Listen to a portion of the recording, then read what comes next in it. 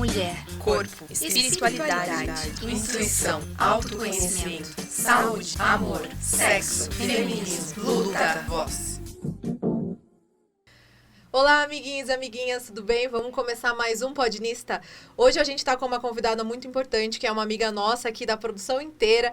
E a gente vai falar um pouquinho sobre maternidade, um pouquinho sobre o puerpério, palavra difícil de dizer e também é difícil de passar, nunca passei, mas a gente vai falar sobre isso. Então, se você gosta desse tipo de tema, não esquece de curtir a gente nas redes sociais e seguir a gente em todas elas para acompanhar e apoiar o projeto. Então, sem mais delongas, hoje estou aqui com Stephanie Ercolim. Olá! Muito obrigada por vir. Primeiro, antes de começar, se apresente para as pessoas quem é você e tudo mais. Oi, gente, eu sou Stephanie Ercolim, sou mãe de primeira viagem da Maria Luísa, digital influencer, jornalista. Ai, que chique, fala sério. Eu acho chique. Bom, vamos lá. Começando então do começo. Stephanie, você sempre teve vontade de ser mãe? Sempre, desde criança. Desde criança eu falava que eu queria ser mãe muito nova. É algo que eu falava, assim, eu brincava de boneca e já falava, vai ser minha filha. E já tinha o nome da minha filha, de Maria Luísa. Uhum. Então é algo que eu idealizei muito, muito mesmo. E daí, com quantos anos você teve a Maria Luísa? Eu tive a Maria Luísa com 26 anos. Com 26 anos. E foi planejado? Foi planejado pela mãe, né, gente? A mãe queria muito. A mãe queria muito. Na verdade, assim, nós já morávamos juntos, né? Então, eu já queria, algum tempo a gente conversava, mas, assim, foi meio que planejado. Não planejado certinho, tipo, a gente vai... Mas... conversava, já tinha uma conversa entre o casal. Isso é legal. Então, pelo menos vocês, os dois de alguma forma queriam, mas não saberiam exatamente quando. E Exato. daí aconteceu. Aconteceu. Como que foi quando você descobriu? Quase infartei, né? Porque eu tinha acabado de ser mandada embora da empresa. Então, eu falei, meu Deus, e agora? Como que eu vou fazer? Porque era um sonho se realizando, mas, porque como eu sempre quis, né, ser mãe da Maria Luísa, mas, assim, eu tava desempregada. Eu falei, e agora? Como que eu vou fazer? Como que eu vou lidar com essa nova realidade? Então, foi um susto. Mas o susto com uma alegria. Eu acho que é uma mistura de sentimentos que... Acho que quase toda mãe deve sentir. Acho que até Exato. quando é planejado, né? Porque, querendo ou não, quando você planeja uma coisa, é diferente a hora que realmente vira realidade, né? Total. É muito diferente. Porque ali você fala assim, gente, eu não tô mais sozinha, né? Agora eu tenho uma responsabilidade pro resto da vida. Porque você vai ter que cuidar, o cuidado, o amor, o carinho, a responsabilidade. Então, é tudo. Mas foi uma alegria muito grande mesmo. E demorou pra cair a ficha mesmo? De você estar grávida? Ai, caiu no mesmo dia. No mesmo? O susto só foi na hora que eu li ali, ó, grávida. Depois já tava super feliz, já tava querendo contar pra todo mundo, ligava, mandava mensagem, né? Tanto que as pessoas falam, tem que esperar 3 meses pra você contar. Queria esperar 3 meses, já contava pra todo mundo que tava grávida, não tinha essa não. Então, eu gostei mesmo, assim, sabe? Eu queria contar pra todo mundo. E durante a gravidez foi tudo bem? Não teve nenhum problema, ânsia? Tive. Como que foi? Muito enjoo, muito enjoo. Eu tive que tomar muita água com limão para passar o enjoo. Mas minha gravidez foi muito tranquila. Não tive nada de nenhum problema gestacional, nada. Era só uma coisa ou outra, né? Muito sono, porque assim, eu já gostava de dormir. Então, aproveitei, dormi bastante. Comia de tudo, comia por 2. Amava. Gente, a melhor época da minha vida que eu podia comer era grávida. Porque eu falava, gente, comendo por 2, me deixa. Então, eu gostei muito, assim. Aproveitei muito bem minha gravidez. E daí, depois que você teve a Maria Luísa, quais foram os sentimentos que você teve? Então, após que eu tive a Maria Luísa, eu tive a depressão, né? O pós-parto. Na verdade, eu tive o baby blues, que é diferente da depressão pós-parto.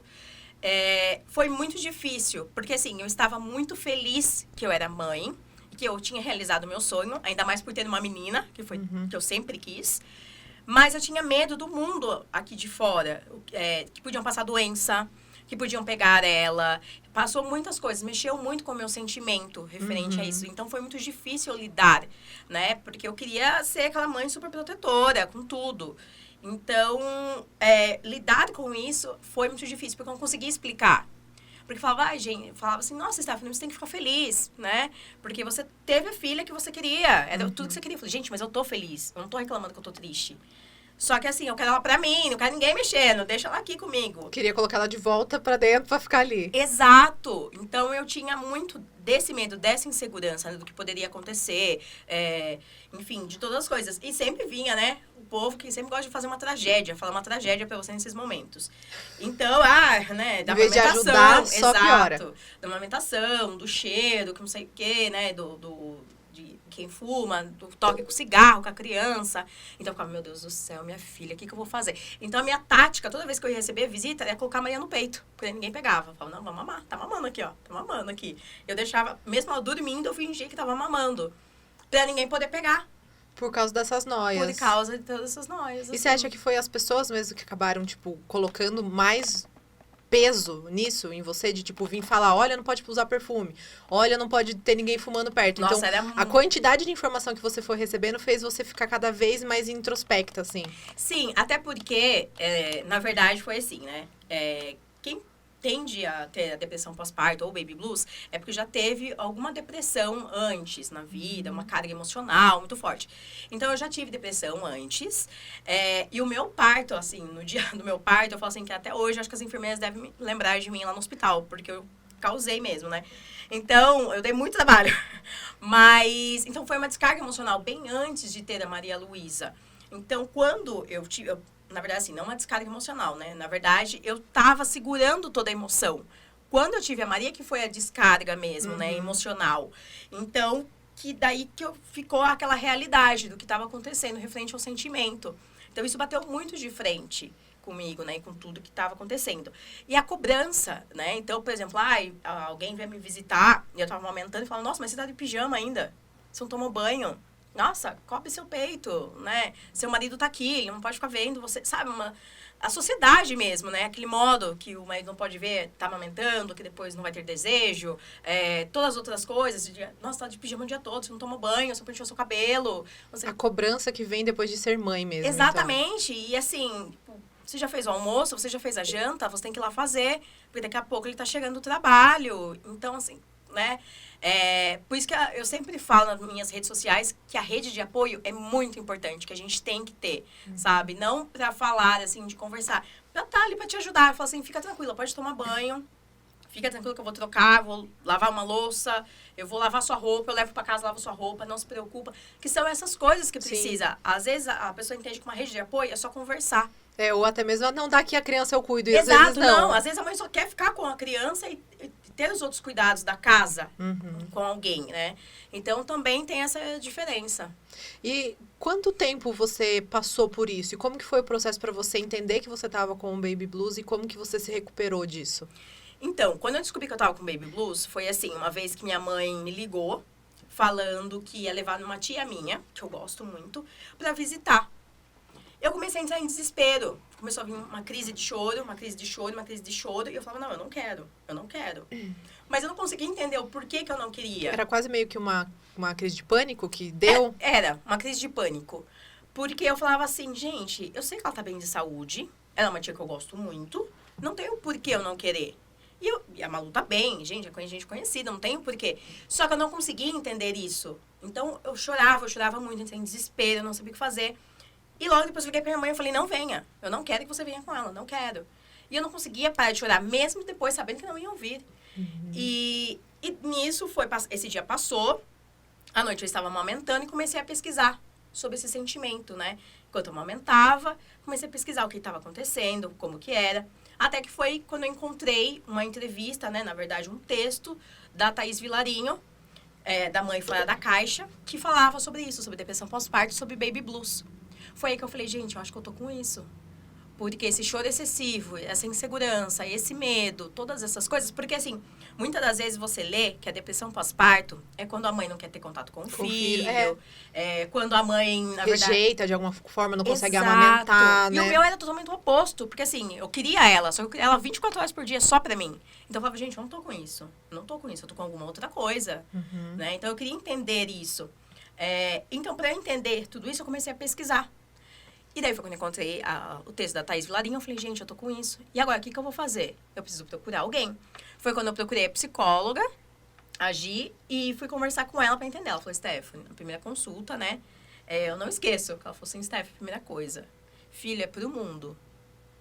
Você nunca vai. Você pode amar, você pode proteger, você pode cuidar, você pode fazer o que for. Mas o filho você tá criando pro mundo. Ela já chegou com um tapão na sua cara, Eu falei, né? obrigada. Muito obrigada. Tô aqui, ó, quieta, centrada já.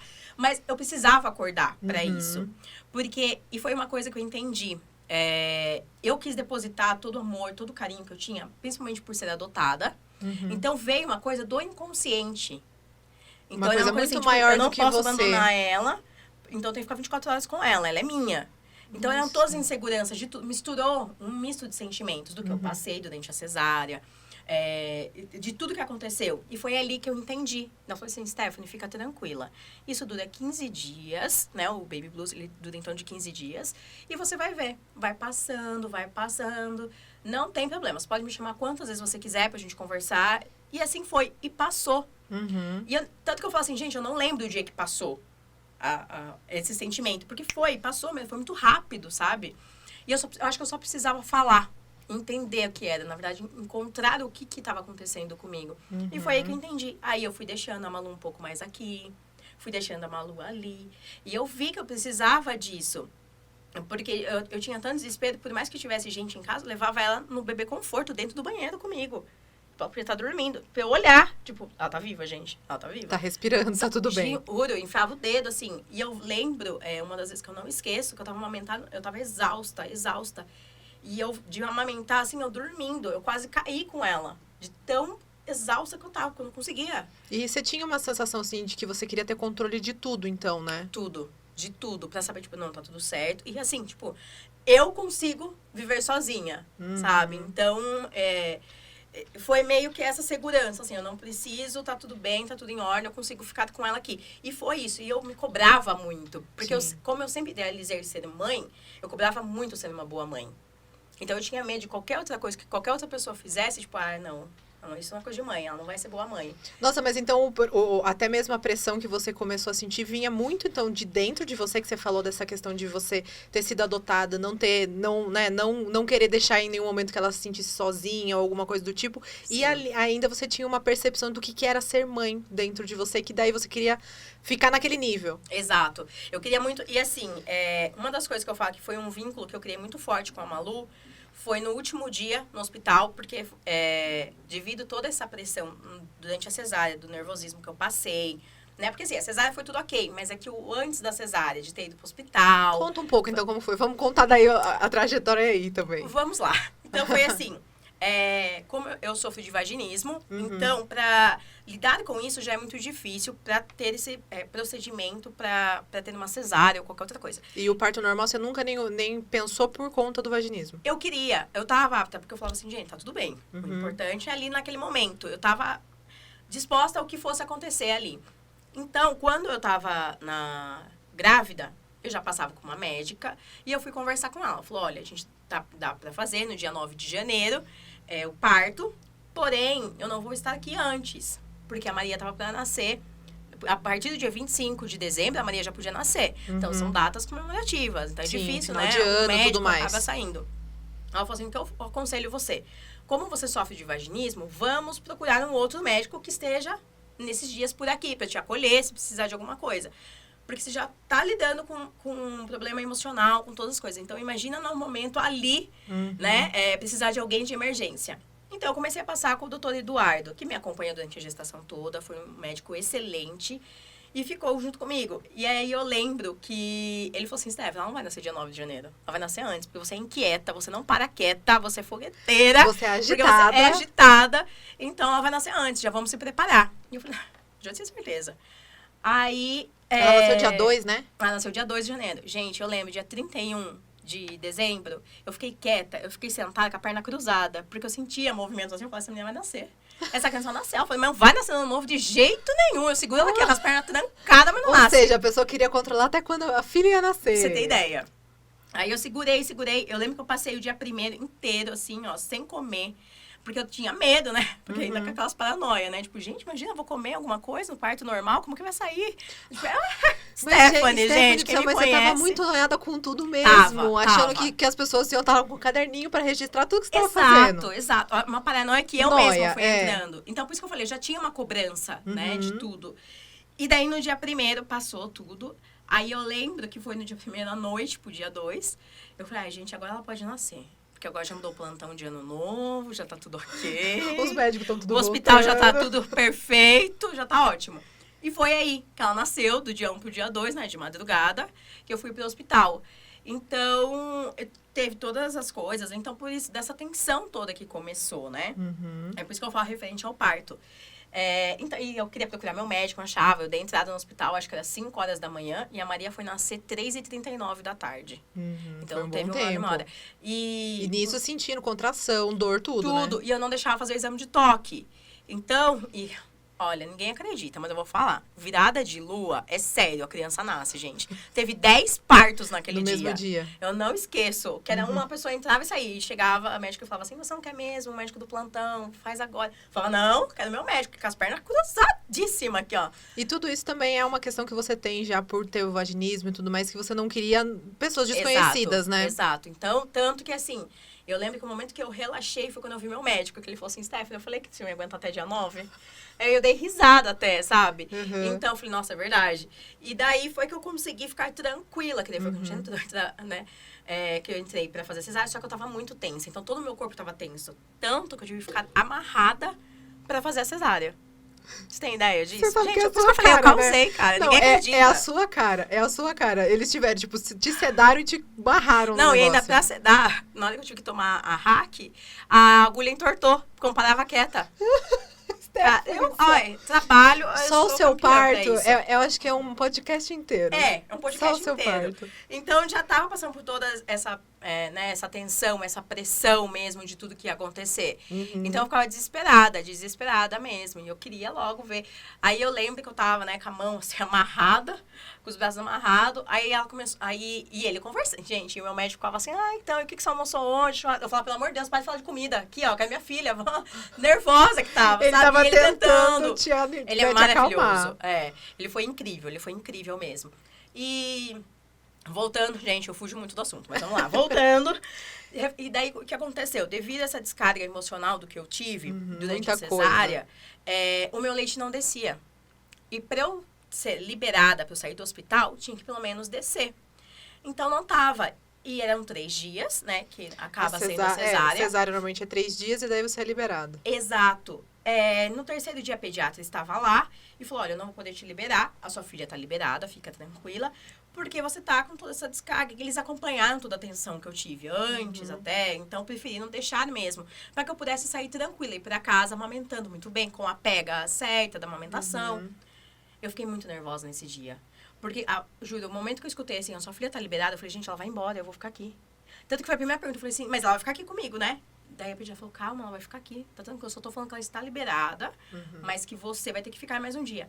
Eu nunca tomei tanta água de um dia pro outro, eu tomava garrafas pra poder produzir o leite, pra poder descer mesmo. E nesse dia eu tava me cobrando muito. E daí, no 4º dia, a enfermeira foi lá pra ensinar a dar banho, né? Como a gente ia sair naquele dia, pra dar banho, tudo. E tinha muito movimento dentro do quarto. E a Malu começou a chorar. Foi ele que desencadeou, que eu senti que desencadeou a depressão, né? O baby blues. Porque ela chorava, a TV tava ligada, a enfermeira explicando como que tava banho pro pai. E aquele, né? E assim, eu falava, meu Deus, eu tô conseguindo administrar tudo que tá acontecendo aqui. E eu dei um grito. Eu falei, sai todo mundo daqui. Eu falei, eu quero ficar sozinha com ela. E todo mundo olhou pra minha cara, assim, ó, em choque. E a Malu tava chorando. Eu falei, só dá ela aqui, só quero ficar com ela. E foi daquela frase que eu sempre repito pra Maria, pra sempre, e ela fala juntas. E foi naquele momento que eu segurei ela no colo, que eu olhei dentro do olho dela e eu falei, pra sempre vamos ser nós duas juntas. E foi ali que ela parou de chorar. Então, foi algo que ficou muito marcado pra mim. E até hoje a gente repete essa frase uma pra outra, né? E ela ama essa frase. Então, aquele momento ali eu senti que eu estava... já tava meio que desregulado, né? Você já tava com Exato. muita coisa que você não conseguia tirar de dentro de você. Exato. Eu me cobrava muito por tudo ali. Até pelo papel de mãe, de mulher, de todas as coisas. Então, Sté, você acha que foi por conta da sua trajetória de vida mesmo que fez você ali, na hora que a Malu chegou mesmo, você desencadear todas essas emoções? Então, eu acho que veio tudo do meu passado mesmo, porque eu fui guardando todos os sentimentos, tudo, né? Então, a cobrança, a mãe, a mulher, a Stephanie em si, quem eu era, quem eu iria ser como mãe para ela, o que eu tinha idealizado, se eu ia conseguir ser a mãe que eu sempre sonhei. Então, era muita cobrança. E acho que era muita coisa também do mundo imaginação nosso, né? Porque, querendo ou não, as pessoas trazem muita coisa pra gente. E se a gente não bota um limite nisso, a gente vai só falando amém, amém, amém. E acha que a gente é a Mulher Maravilha. Exato. Eu lembro até de uma das vezes, assim, porque tinha todo um procedimento, né? Que eu ia fazer. Não, já tinha marcado tudo. Tinha marcado depilação, tinha marcado cabelo, tinha marcado unha. Tudo pro dia do parto. E saiu tudo no meu cronograma. Aí eu tava nervosa. Aí eu falava assim, gente, eu não vou pôr essa roupa aqui, não. Sério, eu não esqueço, gente, de verdade. Eu lembrei da cena agora. Você tinha um cronograma pro seu parto. É verdade. É sério, do céu. Gente, Nossa Senhora. Lembrando agora, de verdade. Eu lembro que eu tava sentada com os braços abertos, assim, ó. E o médico tava falando comigo. Aí eu cheguei e falei assim pra ele. Eu falei, olha, doutor, eu não sou assim. É que não deu tempo de ir na depiladora. Você acredita, gente? Pedido de... Stephanie, você tava, sei lá, há mais de 5, 6 horas com dor de parto. Entrando na sala de cirurgia, pedindo desculpa por causa de uma depilação. Sério. O médico deve ver periquito o dia inteiro. Não, mas aqui, ó. E eu ficava nervosa, de verdade. Eu falava, não, gente, pelo amor de Deus, imagina. Porque eu falava assim, gente, imagina, o que, né? Vai pensar. Então, eu fiquei muito nervosa, eu cobrava. Aí, eu lembro que logo depois, como eu tinha feito a cesárea, tinha que tomar banho, dar banho, né? E a enfermeira falou, você quer ajuda pra tomar banho? Eu falei, não precisa tomar banho. Eu posso, eu mesma, né, me viro aqui, o Fábio, né, dar banho. Foi pra dar banho. Gente, eu ficava assim pra dar banho. Eu falava, não fica olhando. Desde que eu consigo tomar banho, travada. E, então, essa cobrança, assim, né? E eu ficava nervosa, de verdade, referente ao pai da Maria Luísa. Porque eu falava, e agora? Como que eu vou? Tipo, ele vai ver, né? A depilação. Gente, tá casado comigo, já sabia como eu era. Mas, assim, era umas coisas de paranoia do momento. Do momento, de verdade. Eu me cobrei muito. E eu fiquei muito, assim, chateada emocionalmente comigo. De não ter dado tempo, de não ter feito. Mas, eu acho que assim, óbvio, acho que hoje você vê, você até dá risada, sim, né, de falar sobre gente, isso. Coisa mas eu entendo, eu acho que o lugar onde você tá, você era mais nova, acho que quando a gente é mais nova, a gente é criada numa questão de que as mulheres não têm pelo, as mulheres estão sempre cheirosinhas e limpas. Então, a gente tem meio que um pouquinho dessa pressão em cima, e você queria permanecer tendo isso, né, mesmo sendo mãe, mesmo estando grávida, mesmo estando numa mesa de cirurgia. Sério, gente, eu não me esqueço, de verdade, eu dou risada toda vez que eu lembro disso. Porque eu falava, sabe, tantas coisas que eu tinha que me preocupar ali, e era cobrança real, né, de viver com isso, com essa cobrança que a gente acaba tendo da sociedade, referente a tudo, da mulher tem que ser perfeita, linda, maravilhosa, enfim, de qualquer outro jeito. E isso me deixava muito nervosa, e eu fiquei muito nervosa, que foi até um dos motivos da minha descarga emocional, né? Por ter saído fora do controle. Mas depois eu fui entendendo tudo isso, deu tudo certo, passou os 15 dias, passou o Baby Blues, e eu consegui levar. E você acha que o Baby Blues, quando você identificou, você queria ficar só com ela, era porque você imaginava que ela ia ser, tipo, a única pessoa que não ia te julgar por você ter falhado nesse cronograma que você tinha feito? Sem sombra de dúvidas. Foi assim, eu sabia que ela não iria me julgar, porque eu tava sendo a melhor mãe que eu poderia ser, sabe, pra ela. Então, eu sabia que tudo que eu fosse fazer ali, eu não ia seguir padrão nenhum. Era uma coisa que eu sempre coloquei.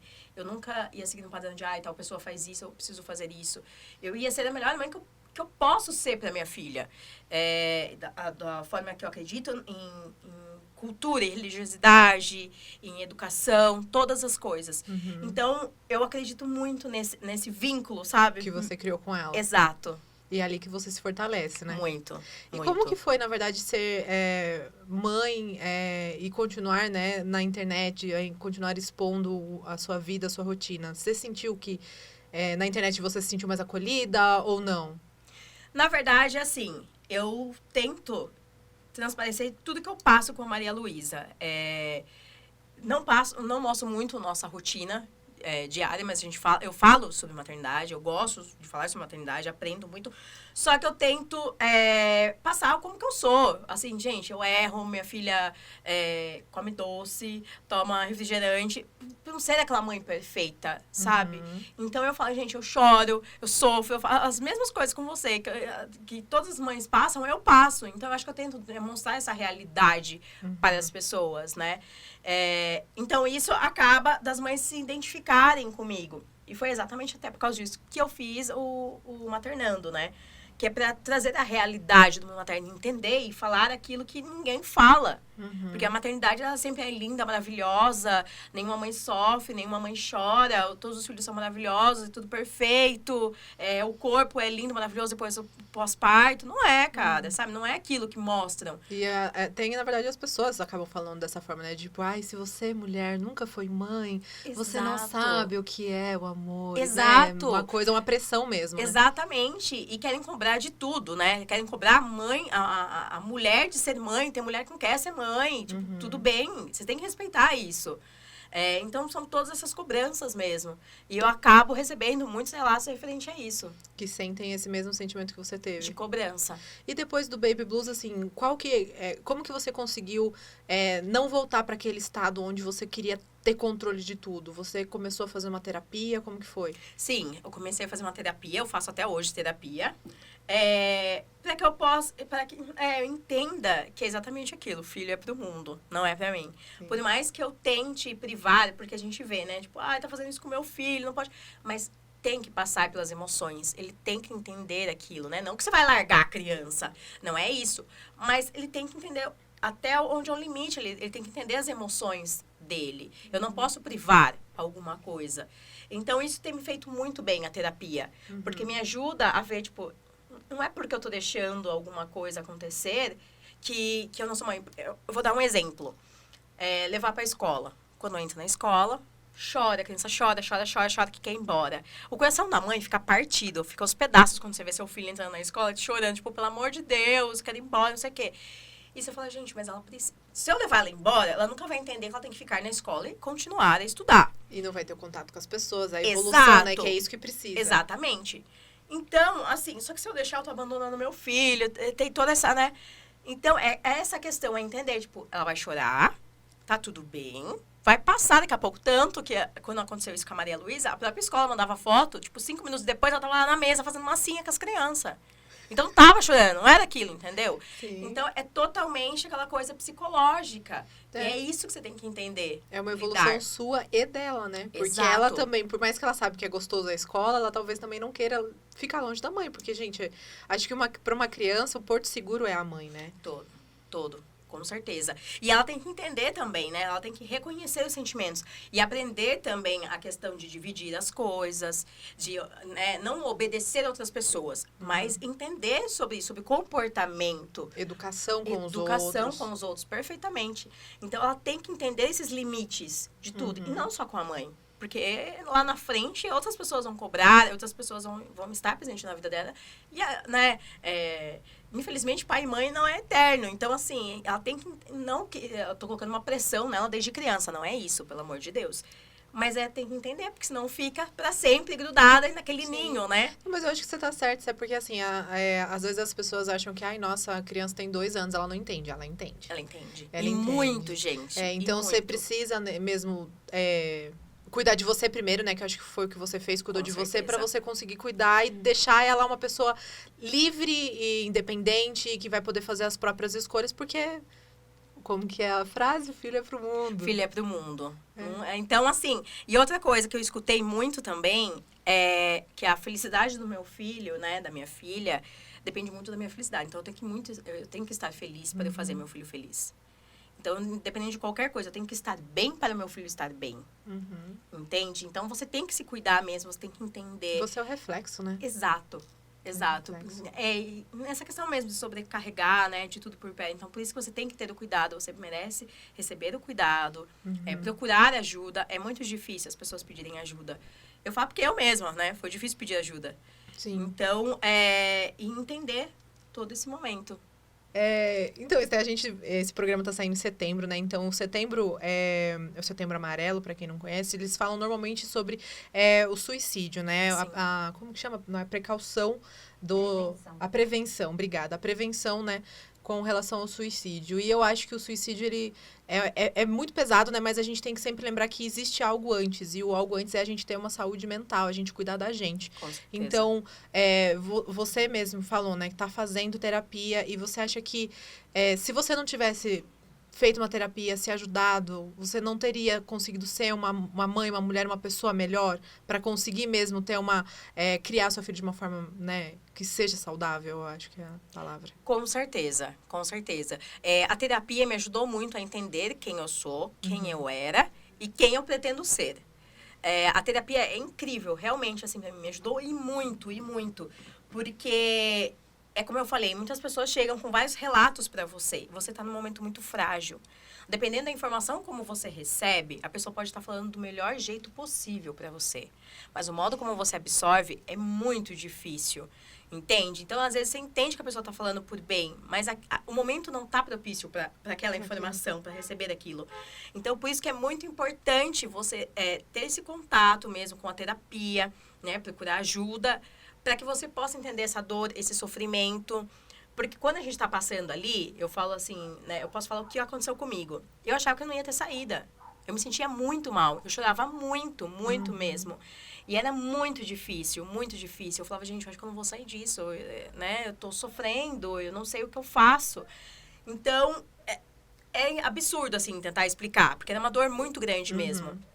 E eu só consegui aliviar a dor quando eu fiz a terapia, quando eu entendi. Que você dividiu esse peso, Exato. Né, com alguém. Exato. E assim, com alguém que não fosse me julgar. Que alguém que estava ali para me ouvir, que, né, você só precisa disso. Porque às vezes você vai conversar e a pessoa acaba julgando, né? Ou faz um comentário aleatório, alguma coisa assim. E eu não precisava disso, eu só precisava expor a minha dor, explicar o que eu estava sentindo. Era isso que eu queria. Então, você acha que é até importante para as pessoas que estão perto de mães, né, que acabaram de ter bebê, é importante ter uma escutativa sem vir dar opinião. Exato. Que é uma rede de apoio, né, de Exato, verdade. porque às vezes, assim, a sua opinião pode ser muito boa e pode mesmo ajudar a pessoa, mas às vezes ela só quer... Só precisa de alguém para escutar, para não falar nada. Só falar assim, não, tá tudo bem, entendi, ok. Por mais que você queira falar, porque é exatamente isso que eu falo. Às vezes você tá querendo ajudar e você vai falar de algum modo, e a pessoa que tá para receber, a mãe que está ali para receber, ela não tá no momento propício para ouvir aquilo, mesmo sabendo que o que você está falando é algo verdadeiro e é correto. Só que ela não tá apta para estar ali, porque são... né, o turbilhão de emoções. Então, por isso que é muito melhor manter a escuta, que é o que eu sempre faço, independente de qualquer coisa, quando alguma mãe vem pedir ajuda, é escutar. Independente de qual que seja a minha opinião, seja concordando com ela ou não. Sim, até porque às vezes no desabafo a pessoa sozinha já acha a solução. Exatamente. Que é o que ela precisa, porque ela reflete, né? Então ela fala, não, é verdade, eu acabei de falar isso. Porque é como assim, quando você fala em voz alta, é aquilo, né? Você tá pensando... Você se ouve. Exato. Quando você se ouve, você consegue achar o problema e a solução ao mesmo tempo. Exatamente. Então, é perfeitamente isso que eu falo. Então, sempre quando eu falo, assim, a questão do áudio, para que a pessoa possa refletir, para que a pessoa possa entender, sempre quando tem alguma coisa, eu falo assim, não, então fala, me manda um áudio, porque a pessoa vai escutar o que ela tá falando, ela vai entender o que tá passando. E é exatamente isso. Às vezes, a própria pessoa acaba achando a solução e vê que foi aquilo, né? Tipo, é verdade, eu preciso de ajuda. Eu vou procurar ajuda. Nossa, é uma ótima dica, assim, pra quem tá por perto, porque realmente eu faço terapia também, passo por psicóloga e eu tenho a impressão de que às vezes eu tô, tipo, sofrendo por nada, daí eu falo, nossa, é nada mesmo. É nada exato. Mesmo. Tipo, às vezes, né, é um grãozinho aqui e você tá fazendo tudo aquilo. E quando você fala, gente, eu tava pensando tudo isso, mas sério. sabe o que eu acho, né, lógico, adaptando pra minha vida, mas daí você vê como se era assim pra você na hora... né, que você tava ali com a Malu pequenininha. Eu acho que a gente acha um problema. Aí a gente fala, não, mas esse problema tem isso aqui que tá causando. E daí tem isso aqui que pode acontecer de eu não fazer isso. E daí você começa a fazer várias ramificações de coisas possíveis a acontecer. Perfeito. E daí, tipo, você não tem problema nenhum, mas você tá criando todos na sua cabeça. Nem tem a chance de acontecer, sabe? Então, é umas coisas, assim, absurdas. Por isso que eu falo. Às vezes, quando você fala alto, você fala, gente, mas isso nem dá pra acontecer. O que eu tô viajando nisso? Entende? Então, era muito. Eu pensava, Muito na questão de, meu Deus, e se eu morrer, como que eu vou fazer? Gente, sabe? Uma criança assim, com 2 dias no colo e você falando isso eu morrer. Tipo, eu tava super bem de saúde, tipo, chance alguma de eu morrer. E eu já tava falando, gente, eu vou morrer, como que eu vou fazer? Sabe? Então, umas paranoias que a gente acaba entrando e criando alguns problemas que não são necessários, né? Nem precisa estar ali. A gente não pode esquecer que a saúde mental ela é um combo, né? Ela não é só a gente ir até a terapia. A gente também é se cuidar, se ouvir, tomar um banho, limpar o rosto, comer uma comidinha gostosa. Então, quando você conseguiu identificar, né? E você falou mesmo com essa... Era uma amiga psicóloga? Era uma psicóloga naquele momento. Assim, eu passei em uma única consulta com a Gisele. E foi naquele momento que eu identifiquei. E daí eu não fiz mais tratamento com ela. Eu fui depois procurar uma ajuda com o psicólogo, que é quem eu passo hoje, que é o Dr. Pedro.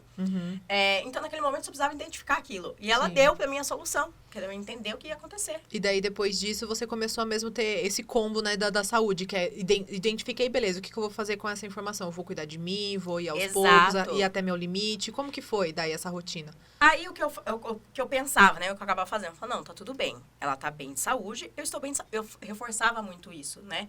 Aquele pensamento positivo, toda aquela energia boa, energia positiva. Eu colocava muito isso. Eu falava, gente, não tem nada pra acontecer.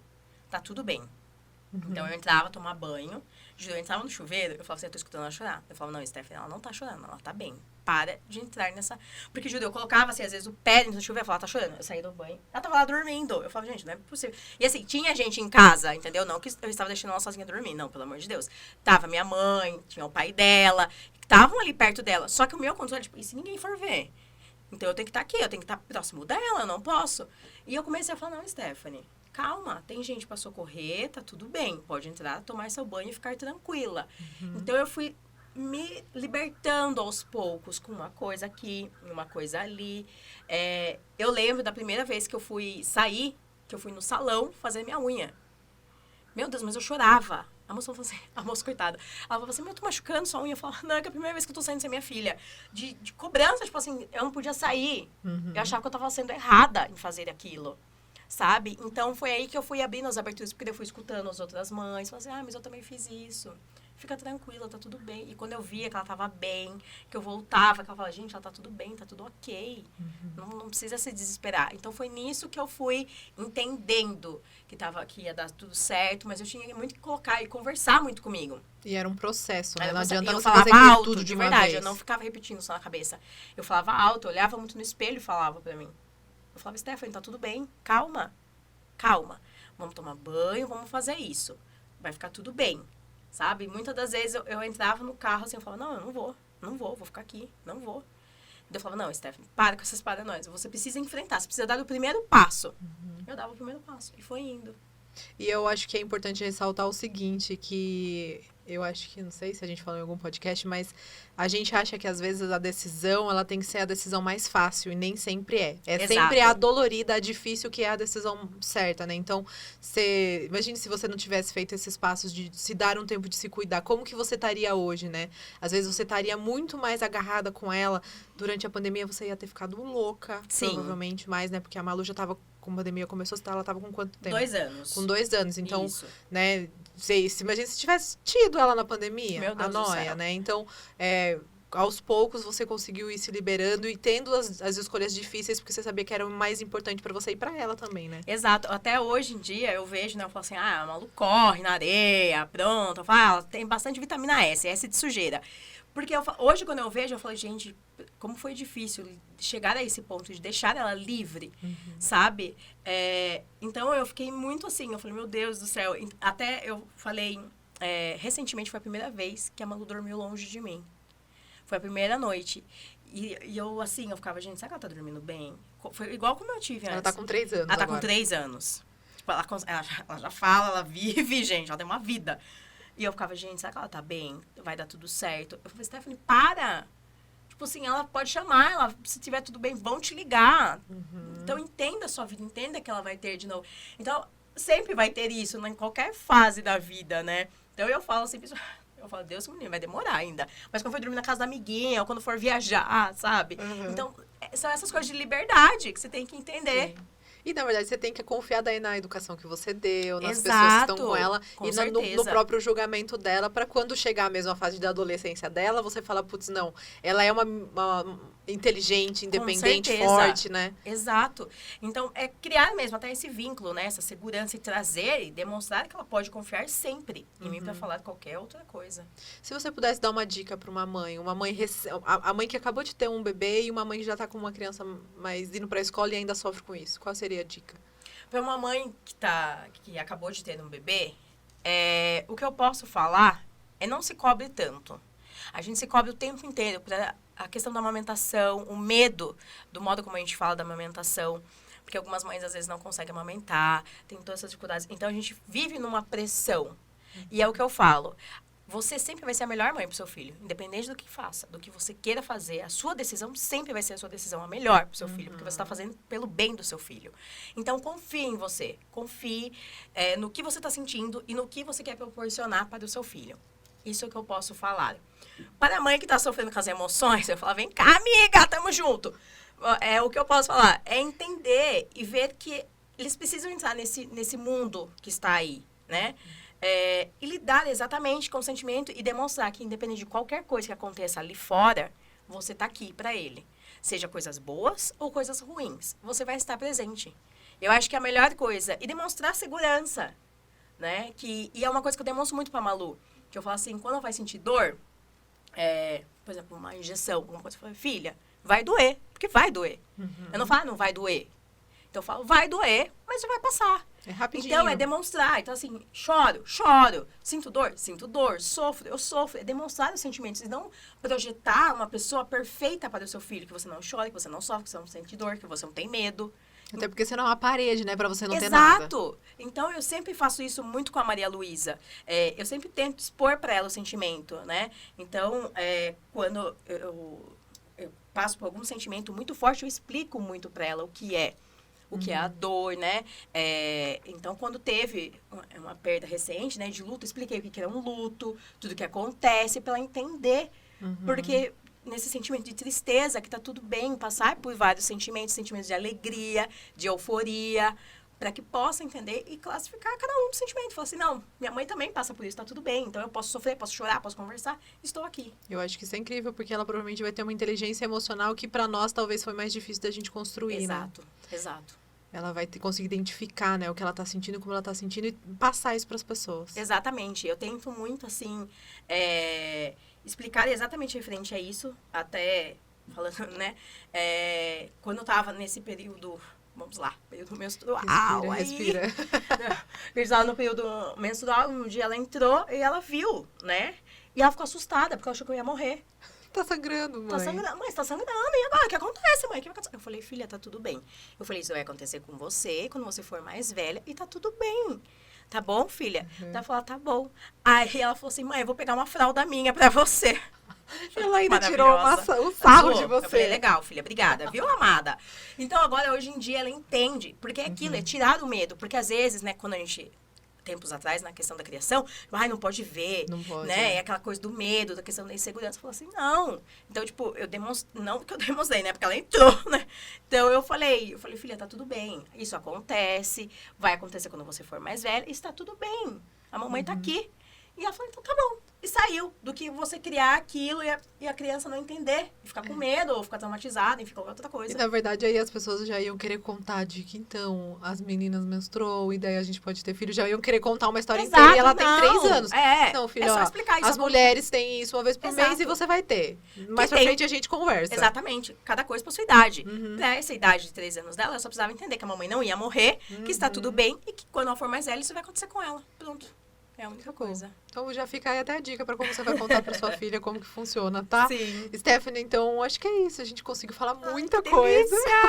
Acho que vai ter que voltar mais vezes, Vamos tá? voltar mais vezes. Então, antes da gente terminar, fala quais são as suas redes sociais pra quem ficou interessado em acompanhar você nessa jornada que vai pra sempre agora, né? Você com mãe. certeza. Então fale suas redes para as pessoas te seguirem. No meu Instagram está stephanie.ercolim, ou pode colocar maternando, que já vai aparecer a primeira ali. E também tem os outros podcasts que eu faço com relatos do mundo materno, que também é só colocar maternando que você vai encontrar. Vai lá escutar, que eu tenho certeza que vocês vão gostar. Vai seguir ela, porque ela tem muita coisa, tem vídeo, tem tudo que ela já fez falando sobre o assunto. Então, Stephanie, só agradecer mesmo você estar aqui e falar para vocês seguirem o Podinista, para acompanhar, para a gente trazer mais pessoas como a Stephanie, trazer mais histórias. E eu fico por aqui, gente. Obrigada mesmo por assistirem e até a próxima.